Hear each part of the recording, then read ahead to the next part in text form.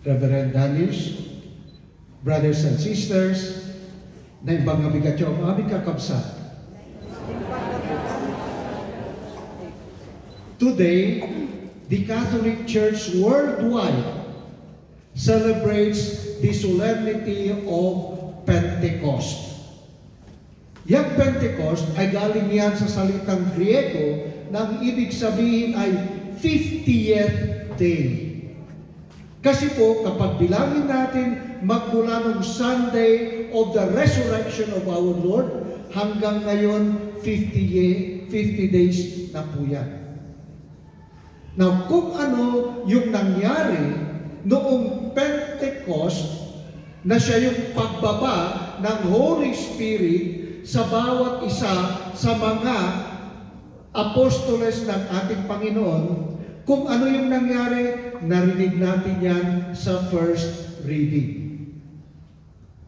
But, in addition to that, at ito ang pagmumuni-munihan natin ngayon ay, ano po ba ang importansya o dala ng pagbaba ng Holy Spirit sa mga apostoles niya? Well, actually, napakarami po yan. Yun yung tinatawag natin na gifts of the Holy Spirit, fruits of the Holy Spirit. Pero, besides all of those, sa ngayon, mayroon po tayong tatlo na dala ng Holy Spirit nung bumaba siya sa mga apostoles. At isa-isahin po natin yan.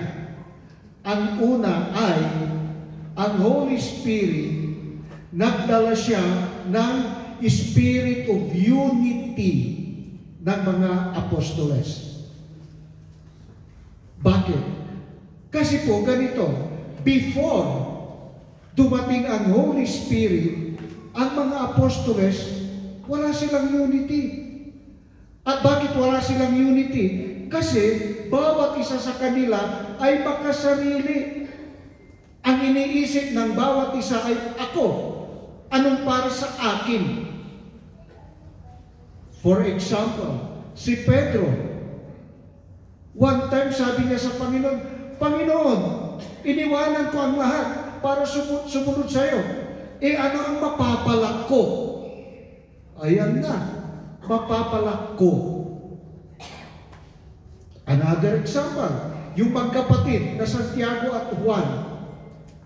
Minsan sabi nila sa Panginoon, Panginoon, ipangako mo pag bumalik ka na sa Diyos Ama at nakaupo ka na sa iyong trono, siguraduhin mo lang na kaming magkapatid ay nakaupo sa magkabila mo. Tignan nyo yan. Ang iniisip nila para sa sarili. So no wonder, dahil bawat isa ang iniisip niya ay para sa kanyang sarili, na hindi sila pwedeng magkaroon ng unity. Ganon ang mga apostoles before they received the Holy Spirit.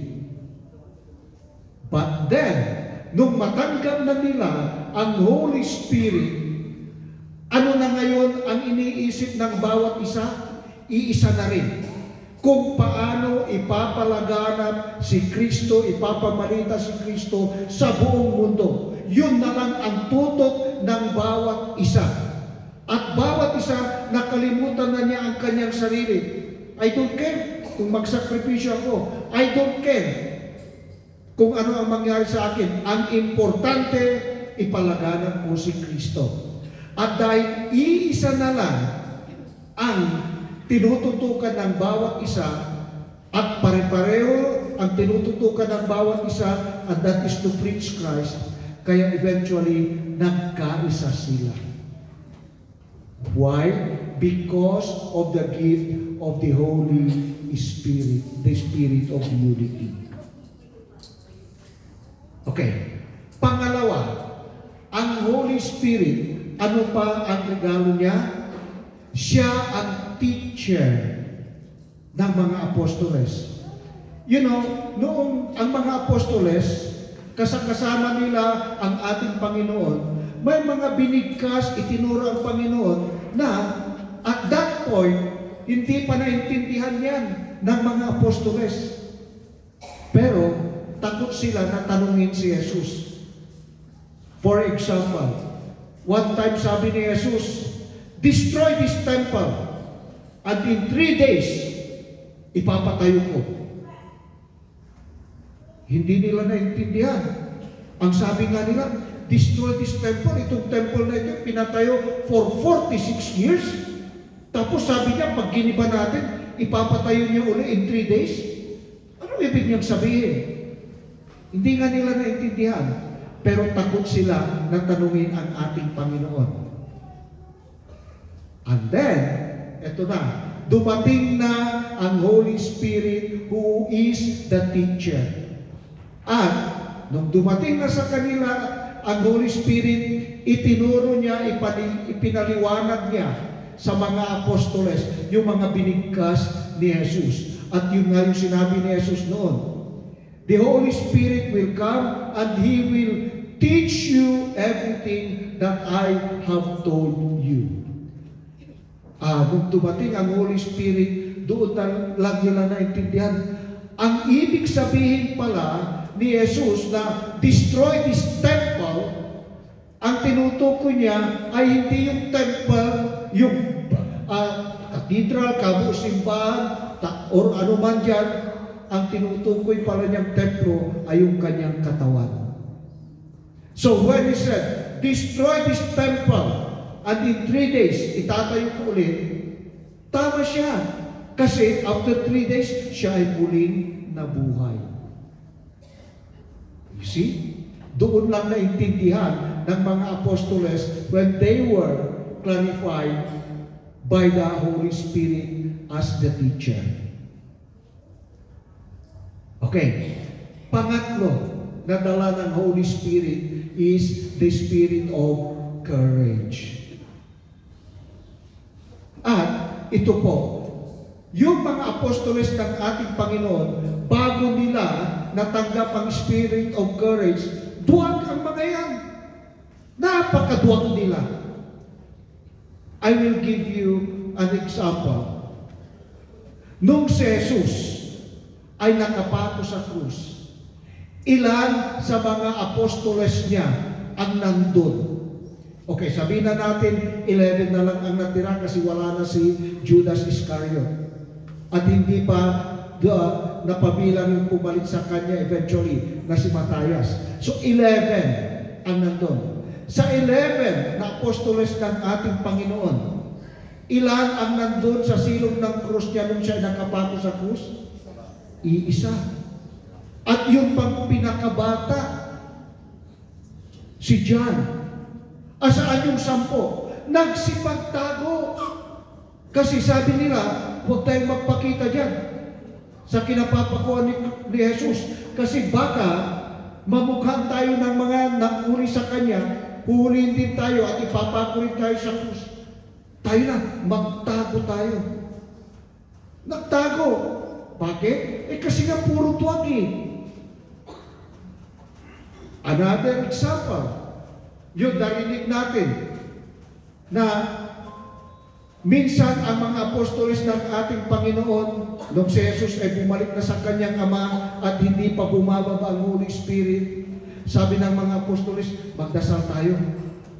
Pero sa loob ng bahay tayo magdasal. At then pagdating nila sa bahay na, isara nyo yung pinto, isara nyo ang lahat ng bintana. Bakit? Kasi baka masilip tayo ng mga nagpapatay kay Jesus, huhulihin tayo. Kaya isara nyo lahat para hindi tayo makita. Bakit? Kasi nga puro tuwag eh. Ganyan ang mga apostoles ng ating Panginoon before they receive the Holy Spirit. But then, nung matanggap na nila ang Holy Spirit, tuluyan ng nadilit, nawala ang kanilang duwagisan. English yun. Nawala ang kanilang pagkaduwag. At bigla na lang na napalitan ito ng katapangan. Kung kaya sabi nila, lumabas tayo sa buong mundo. Punta tayo kahit sa sulok ng mundo para ipalaganap si Kristo. Pahirapan tayo kung pahirapan. Patayin tayo kung patayin. I don't care. And that is why, of the 12 apostles, 11 na ang naging martir. Pinatay dahil kay Kristo. Pero, hindi sila natakot. Kasi, nawala kanilang pagkatwag na palitan ng spirit of courage.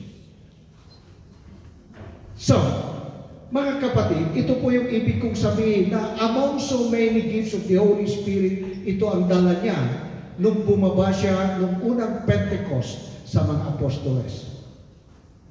Now, mga kapatid, yung Holy Spirit na tinanggap ng mga apostles noon, 2,025 years ago, siya rin mismo, walang pagbabago. Ang Holy Spirit na tinanggap ng bawat isa sa atin nung matanggap natin ang sakramento ng confirmation. Siya rin ang Holy Spirit na yun. At kung ano yung mga regalo niya noon sa mga apostoles, siya rin ang mga regalo niya sa bawat isa sa atin nung tayo ay makumpilan. So, ang dami kong natanggap na regalo from the Holy Spirit. Ikaw din, sister. Ikaw din, brother. But then, ito ngayon, tatlo rin lang ang babanggitin ko na natanggap natin. Yun nga, yung binanggit ko kanina. The gift of unity, the gift of being a teacher, the gift of courage.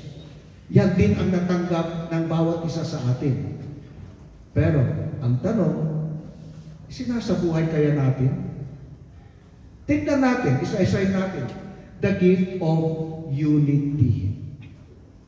Ito po. Ang tawag sa atin dito ay simbahan. The people is the church. Kaya nga, ang definition ng simbahan ay a people who are united in one faith in Jesus Christ. So tayo ang simbahan. Ang simbahan ay hindi yung building na pinupunta natin. Sabi ko nga, kung gusto nyo, tawagin yung cathedral, gusto nyo tawagin ng tahanan ng Diyos, fine. Bahay ng Panginoon, fine. Pero tayo na mga tao, tayo ang simbahan. Because we profess one faith in one Jesus Christ. Pero ang tanong, are we united? Mayroon bang unity? Tayo, na iisa ang sinasabi natin Panginoon natin? Okay, syempre, magbibigay ako ng example. At syempre, sa mga example ko, hindi kabilang dito ang mga member ng Charis. Kasi ang mga members ng Charis, napakabait ng mga... Ayan, inubo ako. Okay? Pero, magpakatuto tayo. Sa ating simbahan, na tayo ang simbahan, na iisa ang Kristo natin. Sino-sino po ba ang mga nag-aaway? Oh, yan, tumahimik kayo. Tayo rin. Aminin natin, kahit yung mga volunteers sa simbahan, mga members ng kung ano-ano dyan na religious organization, hindi ko naman nilalahat. Bato-bato sa langit, ang tamaan, maghilti sana. Okay? Pero, tignan nyo yung ibang religious organizations. Yung mga miyembro nila ang nag-aaway-away. Hindi nagpapansinan. Nag-iinsultuhan, nagchichismisan. And then sasabihin mo, you belong to one church. O, sa mga simbahan, kung minsan, nagsimula ng misa, may papasok yan, tapos may lilim. Kala mo, bagay niya yung suot niya. Nakakita na ako ng ganyan sa ukay-ukay. You see? O, kung minsan, paglingon mo, mayroon na kaaway. You see? Yun ba ang unity? Yun ba ang simbahan ng profess one faith? If we are not united, ang tanong, Ano kayang espiritu ang nasa atin? Kayo lang sumagot. Pangalawa, the gift of the Holy Spirit as teacher.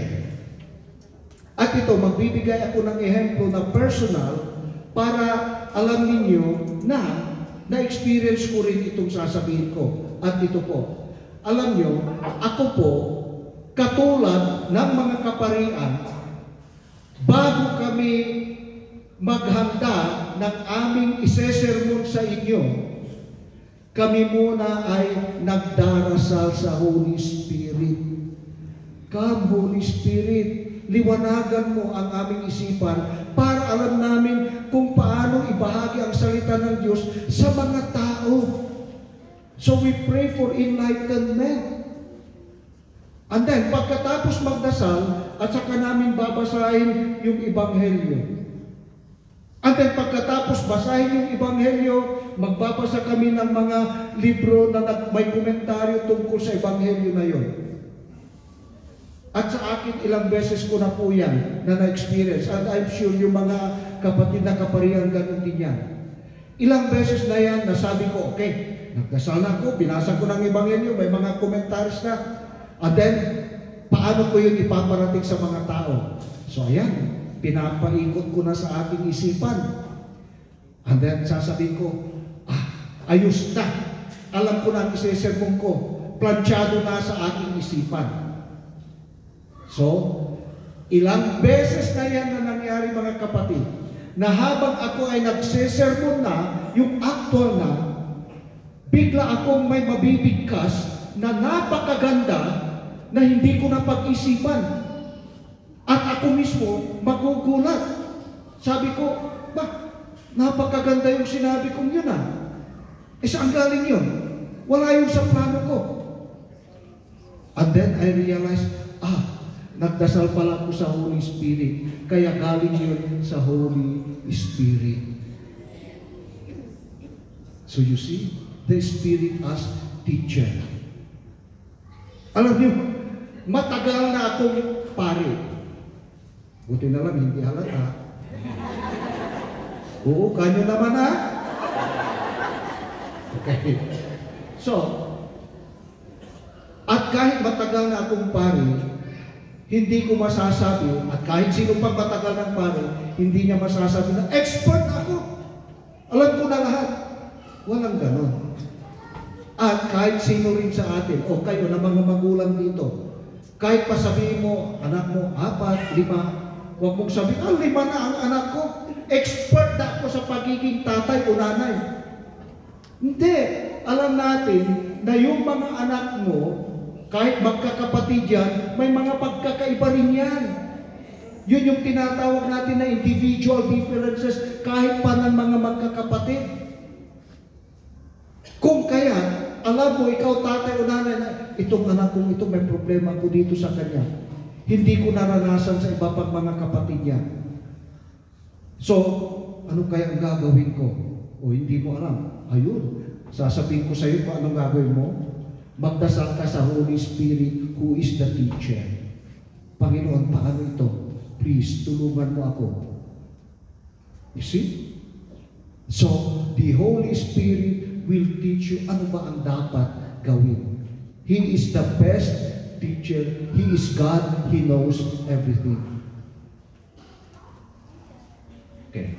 Third and final gift is the gift of courage.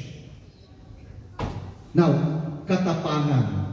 Pero ang courage na dala ng Holy Spirit ay iba sa katapangan ayon sa mundo. Bakit? Kasi sa mundo, di po ba ang katapangan ay ang galing mo sa suntukan, ang tapang mo, ang lakas mo sa inuman, yan ang tunay na lalaki. Ang galing mo sa chismis, marites. Ay, walang marites dito, ha? You see? Ang galing, alam mo, ang galing mo sa away. Ang tapang mo. Yan ang courage according to the world. Pero hindi yan ang courage na dala ng Holy Spirit. Kasi ang katapangan na dala ng Holy Spirit ay ito, na hindi ka natatakot na manindigan sa tama. I don't care kung lahat kayo galit sa akin. I don't care. Basta alam ko at sigurado ako na natutuwa si Jesus sa akin. Kaya paninindigan ko. That is courage. Hindi yung, kung anong sasabihin nyo, dito na lang ako para hindi nyo ako tawagin killjoy. Hindi. Sige na, yun ang gusto nyo. Sige. Para huwag nyo lang akong tawagin kontrabida. That is not courage. That is duwag. So, ang courage ay ito.